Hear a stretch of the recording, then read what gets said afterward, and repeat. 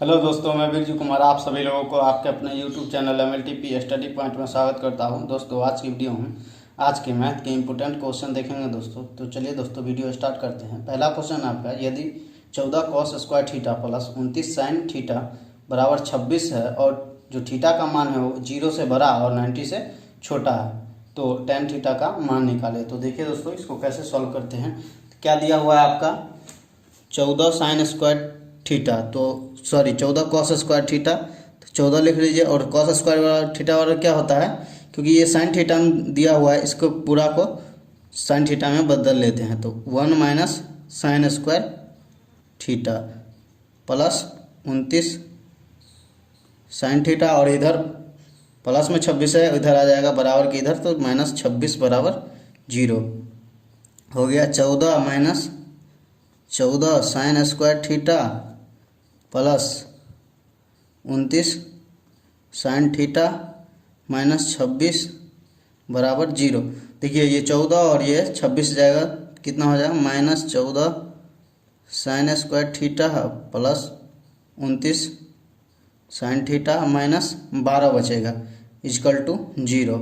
अब देखिए minus common ले लीजिए, तो 14 sine square theta minus 29 sign theta minus, ये माइनस कॉमन ले लिया है तो 12 प्लस हो जाएगा, प्लस 12 इक्वल टू 0। अब देखिए यह किस रूप में आ गया है, यह अब द्विघात समीकरण के रूप में आ गया है। तो देखिए दोस्तों इसको द्विघात समीकरण के रूप में सॉल्व करेंगे। तो 14 sine square theta minus 21 sign theta minus 8 sine theta. देखिए दोस्तों ये दोनों को जोड़िएगा तो 29 हो जाएगा, और ये 21 और 8 को गुना करिएगा और 14 और 12 को गुना करिएगा तो 168 हो जाएगा, प्लस 12 इक्वल टू 0। तो इसमें से क्या कॉमन ले लीजिएगा, इसमें से आप ले लीजिए sine 7 sine theta, 7 sine theta लीजिएगा तो ये 2 sine theta minus 3 sine theta common ले लिए हैं, तो 7 साइन थीटा कॉमन ले लीजिए तो ये 3 बच जाएगा। और इसमें से ले लीजिए आप 4 से 4 कॉमन ले लीजिए, तो 4 2 sine theta minus 3 equal to 0। 7 sine theta minus 4 into 2 sine theta minus 3 equal to 0 हो जाएगा। तो देखिए तो अब साइन थीटा का 2 मान आ गया है, तो हम पहला वाला ले लेते हैं sine theta 7 sine theta minus 4 equal to 0। तो साइन थीटा बराबर क्या आ गया 4/7। तो साइन थीटा बराबर क्या होता है दोस्तों, फार्मूला लंब बट्टा कर्ण। अब क्या कह रहा है, tan थीटा का मान निकाले। तो tan थीटा बराबर आपका होता है, tan थीटा बराबर होता है लंब बट्टा आधार, लंब बट्टा आधार। तो अब क्या मालूम करना है, लंब कर्ण दिया हुआ है, आधार मालूम करना है। तो आधार बराबर क्या होता है दोस्तों, समकोण त्रिभुज में रूट अंडर जब पढ़ते हैं आधार बराबर निकालना रहता है तो कर्ण का स्क्वायर माइनस लंब का स्क्वायर। तो कर्ण कितना यहाँ दिया हुआ है 7 7 49 माइनस 4 चौक 16, कितना हो जाएगा रूट अंडर 33। तो tan थीटा बराबर क्या होता है आपका, tan थीटा बराबर होता है लंब बट्टा आधार। तो लंब क्या है इसका, लंब 4 और कर्ण कितना आया है रूट 33।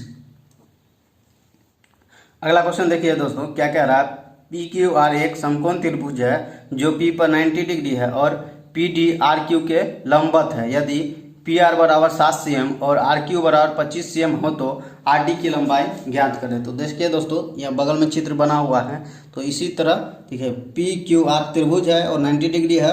क्या कह रहा है, PD जो है P और D जो R और Q पे लंबवत है, तो इसी तरह लंब डाल दिए हैं। अब क्या कह रहा है PD RD का मान ज्ञात करें, इसका मान R और D ये जो है इसका मान ज्ञात करना है। तो देखिए दोस्तों कैसे सॉल्व करते हैं। देखो दोस्तों जैसा कि हम जानते हैं कि समरूप त्रिभुज की जो भुजा होती है वो समानुपातिक होती है। तो देखिए दोस्तों आपका जो त्रिभुज है, त्रिभुज PQR जो समरूप होगा वो RPD ये समरूप त्रिभुज है, दोनों समरूप त्रिभुज है, इसीलिए इसका भुजा होगा वो समानुपातिक होगा। आर पी बट्टा आर डी, जो होगा आर पी बट्टा आर डी बराबर होगा आर क्यू बट्टा आर पी। देखिए आर और क्यू बट्टा आर पी ये दोनों समानुपातिक होगा। तो देखिए दोस्तों ये आर पी स्क्वायर बराबर हो जाएगा आर क्यू गुने आर डी। किसका मान दिया हुआ है? आर पी, पी आर या वही आर पी कहिए या पी आर कहिए, तो उसका मान कितना दिया हुआ? 7 CM। 7×7 = 49 बराबर आर क्यू का मान कितना दिया हुआ है? 25 गुने आर डी का मान निकालना है। तो आर डी इक्वल टू आपका हो जाएगा, आर डी बराबर हो जाएगा 49/25। अगला क्वेश्चन देखिए क्या कह रहा है। ए और बी मिलकर एक काम को 10 दिनों में कर सकते हैं, बी और सी मिलकर इसे 15 दिनों में कर सकते हैं, जबकि सी और ए मिलकर इसे 20 दिनों में कर सकते हैं। वे मिलकर 8 दिनों के लिए काम करते हैं, तो केवल सी शेष काम को करने में कितना दिन में कर सकता है। तो देखिए दोस्तों इसको कैसे सॉल्व करते हैं। तो क्या कह रहा है, ए और बी कितना, ए और ए प्लस बी कितना दिन में करता है? आपका 10 दिन में। और बी और सी कितना दिन में करता है? 15 दिन में। और सी और ए कितना दिन में करता है? आपका 20 दिन में।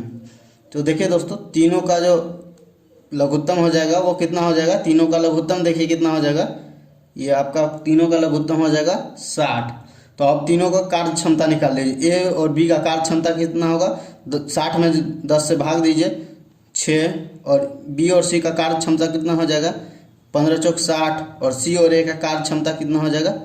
3।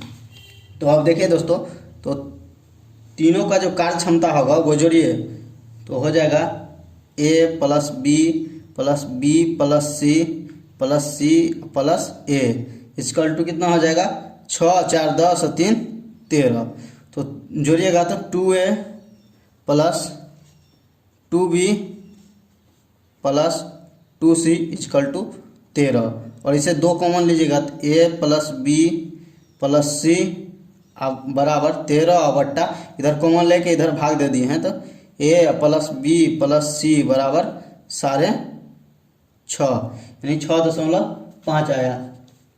तो देखिए दोस्तों इन तीनों का जो कार्य क्षमता है वो 6.5 आया। अब क्या कह रहा है कि 8 दिनों के लिए काम करते हैं, वो मिलकर 8 दिनों के लिए काम करते हैं। तो टोटल आपका काम जो है, यही एलसीएम लिए थे, ये 60 इकाई टोटल आपका काम हो गया। और तीनों जो करते हैं वो 8 दिन के लिए करते हैं। तो इससे और कार्य क्षमता इसका है तीनों का है 6.5। तो टोटल जो काम होगा ए बी से जो मिलकर काम करेगा, ए प्लस बी प्लस सी मिलकर किया गया काम, मिलकर किया गया काम कितना होगा? 6.5 गुने 8। तो कितना हो जाएगा? 8 × 4 = 48, 8 × 5 = 40 यानी 52। टोटल जो होगा 52 इकाई काम ये तीनों कर दिया है। और ये 60 इकाई काम है और 52 इकाई कर दिया है। तो बच कितना गया? 8 इकाई आपका काम बच गया है। तो अब देखिए दोस्तों तो तीनों मिलके देखिए ए तीनों का क्षमता जो है वो 6.5 है। तो क्या कह रहा है? सी कितने दिन में करेगा? तो ए बी का जो क्षमता है इसमें से घटा लीजिएगा तो सी का क्षमता जो है वो पता चल जाएगा। तो ए बी का क्षमता कितना है? 6। तो सी का जो क्षमता होगा 6.5 माइनस ए बी का जो क्षमता है वो घटा लीजिएगा तो सी का पता चल जाएगा। तो सी बराबर हो जाएगा आपका 0.5। और टोटल काम कितना है? 8। और क्षमता कितना है इसका? 0.5। तो भाग दे दीजिए 0.5। तो इसको 8 बट्टा 0.5 के 1/2 हो जाएगा। और ये नीचे भाग में है तो ये गुना में हो जाएगा। तो 8 गुने 2 बराबर 16। आपका ऑप्शन सी सही हो जाएगा, 16 दिन आ जाएगा। नेक्स्ट क्वेश्चन देखिए दोस्तों क्या कह रहा है। 30,800 रुपये को ए बी और सी और डी में विभाजित किया गया है। यदि ए और बी का अनुपात 3:4 है और सी ए बी से 14.2/7% अधिक है, यहाँ परसेंट छूट गया है, अधिक है, और सी और डी का अनुपात 4:3 है, तो डी का हिस्सा क्या होगा? तो देखिए दोस्तों पहले ए और बी का हिस्सा देखिए क्या है। ए और बी का अनुपात और बी का अनुपात कितना है? देखिए ए और बी का अनुपात जो है वो 3:4 है। तो क्या कह रहा है, सी का जो अनुपात है वो और ए और बी के कितना 14.2/7% अधिक है। तो दोनों का जो कितना होगा अनुपात 7, इसका कितना परसेंट अधिक है 64.98 और 100/7% जो है अधिक है। परसेंट आ जाएगा तो बट्टा में 100 हो जाएगा, 100 कट जाएगा और ये 7 कट जाएगा। तो आ गया कितना 1 कितना, ये इससे अधिक है। टोटल ये 7 है और इससे ये अधिक है। तो सी का जो हो जाएगा, सी बराबर हो जाएगा 7 और प्लस 1। तो सी का अनुपात हो जाएगा आपका 8। अब क्या कह रहा है, अब देखिए ए अनुपात बी अनुपात सी आपका आ गया कितना 3:4:8।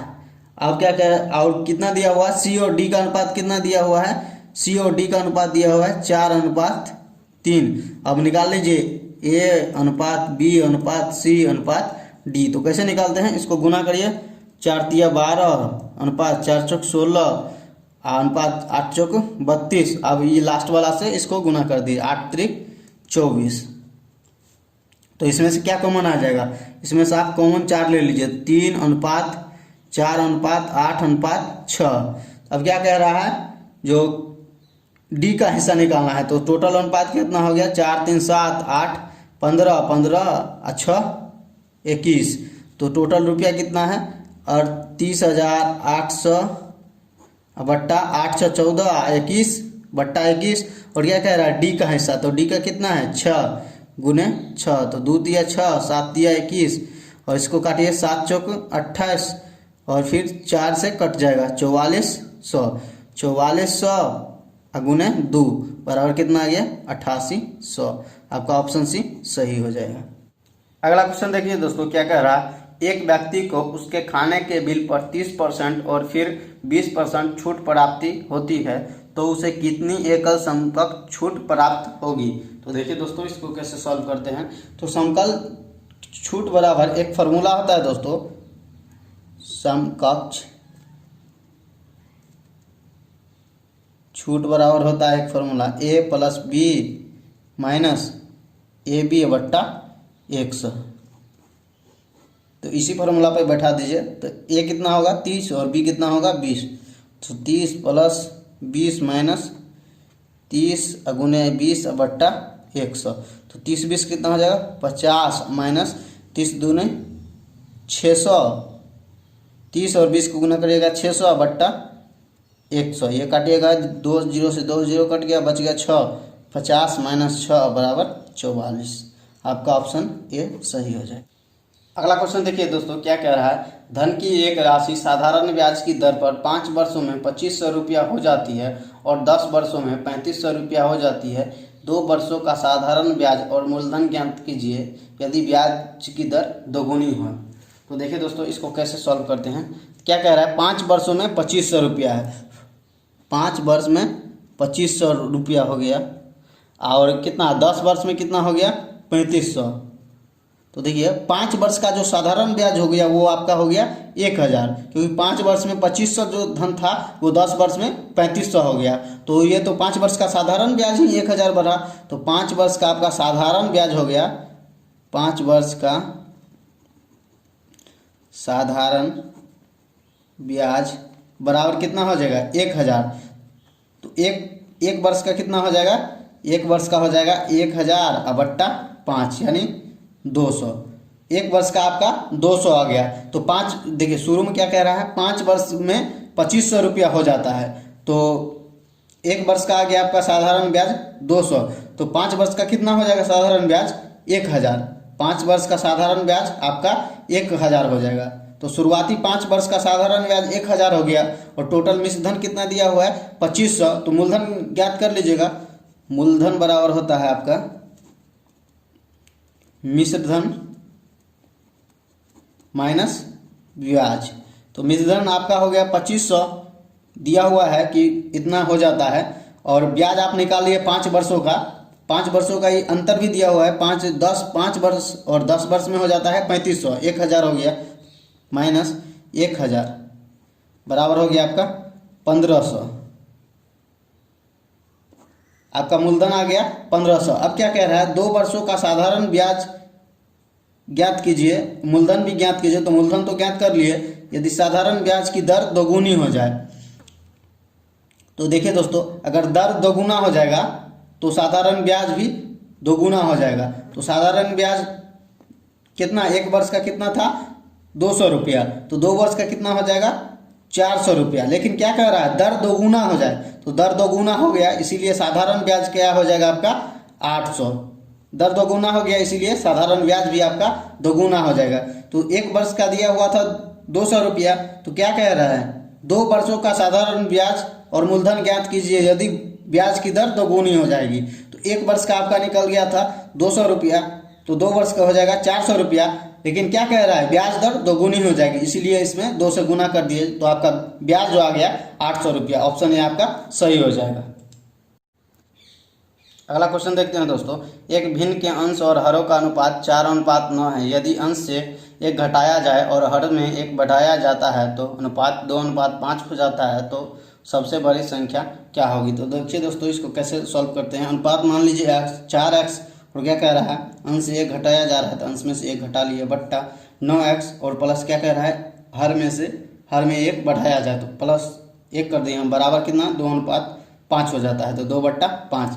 तो इसको क्रॉस गुना कर लीजिए, तो 5 दूनी 5 चौक 20x और माइनस 5 बराबर कितना हो जाए, 9 दूनी 18x प्लस 2, तो 18 और माइनस 2 हो जाएगा, तो 18 और 20 माइनस 18 हो जाएगा, तो 2x, और इधर 5 माइनस में इधर प्लस में हो जाएगा, बराबर 2 प्लस 5, तो x बराबर कितना हो गया 7/2। क्या कह रहा है, बड़ी संख्या, तो बड़ी संख्या तो यही होगी 9x, 9 गुने 7/2, 9 7 63/2, कितना हो जाएगा 31.5, 9 7 63/2 करिएगा तो 31.5। ऑप्शन डी आपका सही हो जाएगा।